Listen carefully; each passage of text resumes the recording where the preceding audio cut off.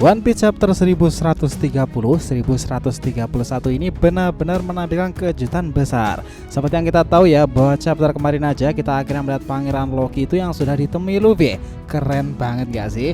Luffy tiba-tiba bisa menemukan Loki itu. Apakah dia mengendus sebuah keberadaan yang sangat aneh besar dan memancing Luffy itu? Yaitu kemungkinan besar, karena Luffy itu memang telah menyadarinya bersama Zoro kemarin ya. Ada beberapa poin besar memang yang terjadi di chapternya itu. Kenapa ya Loki ini bisa dirantai seperti itu, dan alasan apa dia sampai membuat konflik dengan para raksasa di negeri Elbaf itu sendiri? Jelas dong, ini menimbulkan kekhawatiran sekaligus pertanyaan menarik. Seperti yang kita tahu nakama, sisi lain Elbaf yang terhubung kuat dengan Loki ini menimbulkan banyak asumsi. Salah satu sebenarnya apa alasan yang mendasari Loki sendiri itu tega membunuh ayahnya itu? Benarkah masalahnya itu dengan buah iblis? Ya, sini menarik. Selamat datang ya sebelumnya di kisah terbaru One Piece dengan teman kita di sini, Joy Boy The Library of Nika. Let's go, kita mulai langsung pembahasannya nakama.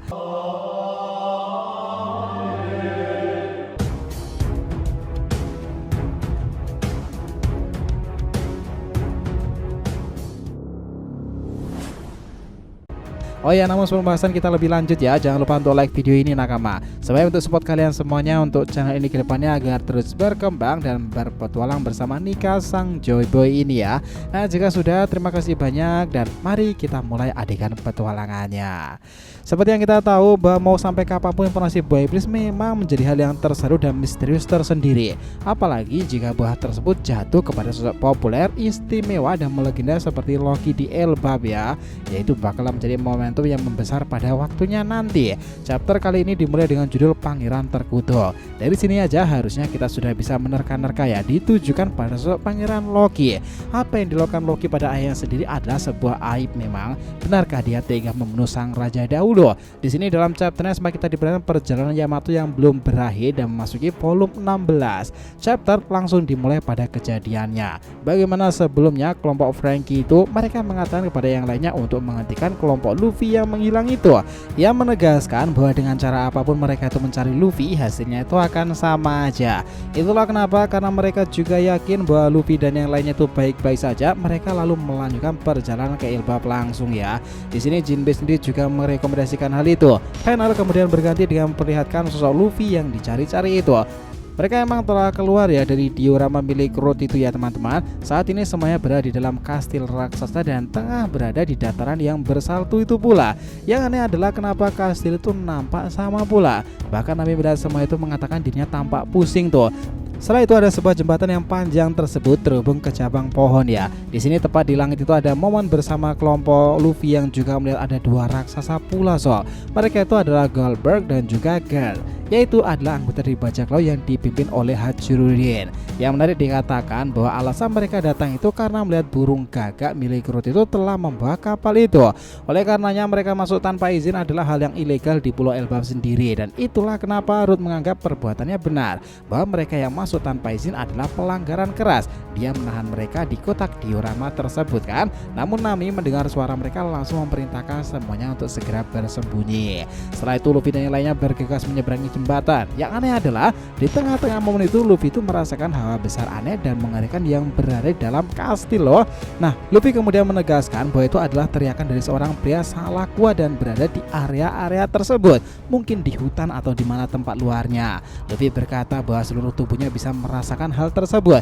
Dia sempat memberitahu Zoro dan semuanya disuruh maju lebih dahulu. Luffy langsung melompat turun dari jembatan itu menuju ke hutan belantara di bawahnya. Panel sempat berganti sebenarnya dan kita melihat bahwa di dunia baru sendiri ada informasi yang mengatakan penyerangan di Pulau Egghead yang dilakukan oleh kelompok bajak laut Topi Jerami beserta para komplotannya membuat banyak kerugian. Dory dan Brogy sendiri itu yang jengkel kemudian mengatakan seperti ini. Kenapa pemerintah dunia itu melakukan kebohongan seperti ini lagi?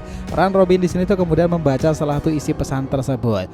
Bajak laut Topi Jerami dan para raksasa yang terbangun lagi dari tidur panjangnya itu bergabung dalam Yonko Mugiwara telah membakar Pulau Egghead. Mereka membantu membunuh Dr. Vegapunk dan Dory Brogy mendapatkan bounty 1,8 miliar berry masing-masingnya. Informasi yang bikin kaget di sini jelas ya. Mereka menganggap bahwa Luffy adalah orang yang telah membunuh Vegapunk itu Foto besar terpampang dengan jelas ketika Luffy dalam mode absolute gear kelimanya. Namun di sini hanya Robby yang menemui sesuatu hal detail dan aneh itu pula ya. Dia mencermati lalu berkata mengenai tanda X yang ada di tangan di lengan Luffy itu sendiri. Di sini Franky itu mengatakan kurang begitu mencermati ya, karena Luffy itu selalu melompat-lompat pada evolusinya itu ke sana kemari. Dan mendengarkan mereka berdua itu, Dory kemudian mengatakan, ya bagaimanapun sekarang ini topi jerami sudah setara dengan si Akagami kan. Sepertinya salah satu anak muda kami Hajirudin juga telah menjadi bawahan kalian ya. Tapi mau bagaimanapun dia memanglah seorang anak raja kan. Aku yakin dia tetaplah seorang bocah yang kasar pula. Kalian tahu sebenarnya mereka juga ingin menjemput kalian loh. Tetapi alasan mengapa hal kami para senior yang datang karena ada sedikit masalah di sana yang terjadi di Elbaf sendiri. Franky yang penasaran itu dia lantas bertanya hal itu. Momen ini kemudian dijelaskan bahwa ketika Dory dan Brogy tidak ada di pulau itu, Loki, putra resmi raja telah lahir dahulu itu. Dia adalah seorang raksasa yang jahat yang disebutkan sebagai pangeran terkutuk pada akhirnya. Hal ini bukannya tanpa alasan pasti, itu semuanya karena Loki sendiri tega membunuh ayahnya itu Raja Harlan yang merupakan ayahnya sendiri untuk tujuan demi mengklaim buah iblis legendaris yang diwariskan oleh keluarga kerajaan. Setelah mendapatkannya nih, Loki itu lantas memakannya. Namun memang belum diketahui secara pasti ya jenis buah legendaris apa yang dimaksudkan di sana itu. Namun dari apa yang dikatakan oleh para raksasa lainnya, baru-baru ini dia itu hampir membebaskan diri sehingga mereka membutuhkan kekuatan dari seluruh prajurit Elbaf untuk menahan Loki dan kekuatannya sangatlah mengerikan. Nah, mendengarkan itu Franky sendiri itu begitu kaget nakama dan tak menyangka jika raksasa itu sekuat ini sekarang ini. Dia bahkan sempat bertanya-tanya tentang pangeran Loki itu kira-kira seperti apa. Disinilah yang menarik nakama, scene sempat berganti dan membawa kita ke tempat di mana Luffy itu berada loh. Nah, ternyata itu berada di dalam sebuah halaman ganda yang sangat luar biasa heroik. Luffy telah turun dari atas jembatan itu. Dia terkejut melihat ada raksasa sebesar itu yang diikat dengan rantai sangat besar pula. Di tengah-tengah salju kencang ini rupanya dialah sosok raksasa yang disebutkan sebagai Loki. Tampilan raksasa itu benar-benar luar biasa sangar cuy. Dia bahkan yang merasakan kehadiran Luffy itu berkata pula, "Siapa namamu?" Luffy menjawab, "Aku Luffy, orang yang akan menjadi raja bajak laut." Di sini Loki kemudian merespon, "Raja katamu?" Luffy dengan lantang tersenyum dan berkata, "Di mana tempat ini dan siapa kau itu?" Disinilah dia menjawab, "Aku adalah Loki dan ini adalah Warland, tanah para pejuang Elbaf. Ini adalah wilayah untuk mengabdikan diri dan berperang dalam keikutsertaan masa lalu. Negara ini merupakan negara paling kuat di seluruh dunia." Di sini panel langsung diakhiri pada keadaannya sepertinya tanpa mencekam itu ya. Setelahnya ditemukan bagaimana Elbaf itu pemandangannya yang menampilkan momen-momen berkesan. Pohon dewa Yggdrasil muncul juga di sana, sangat-sangat tinggi melebihi gunung-gunung yang ada di tempat tersebut. Air-air itu lebih jernih daripada tempat manapun dan sungai-sungai memang mengalir dengan deras. Dari yang kita lihat bahwa Yggdrasil itu memang memiliki lapisan tengah yang terbentuk pada cabang yang mengelilingi batangnya.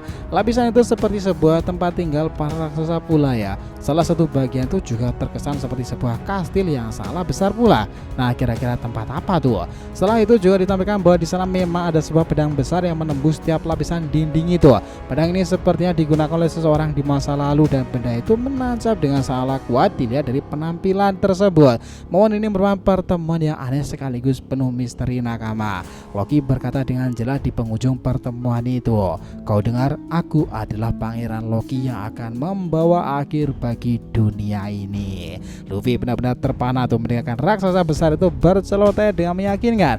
Aura ini benar-benar mendatangkan sosok yang misterius, kuat, melegenda dan penuh misteri. Well, akan menjadi sebuah bumerang jika Luffy bermusuhan dengannya atau melepaskan rantai tersebut ya. Tapi jika Luffy berhasil berteman, mengendalikan atau bekerja sama, top nih. Selamat Kubu Mugiwara Pirates akan mendapatkan satu lagi Supreme Green Fleet, itu tambahan paling fenomenal dan profesional di pulau yang melegenda pula Elbaf. Nah, apa kalian juga setuju dengan ini? Nah, kayaknya emang agak sulit ya. Ini memang chapter yang menyajikan momen krusial. Informasi tersebut memang berjalan dengan sangat cepat dan dari sini bersiaplah menyambut momen-momen terbaik dari kekuatan-kekuatan Dewa Loki. Sepakat nakama semuanya? Stay tune, oke? Jadi terima kasih banyak ya telah mengikuti cerita ini sampai akhir. Jika kalian punya pendapat langsung aja komentar di bawah nih dan kita akan usahakan respon, oke? Sampai jumpa di video selanjutnya nakama, dan Joy Boy Sang Mika telah kembali ke peradaban One Piece.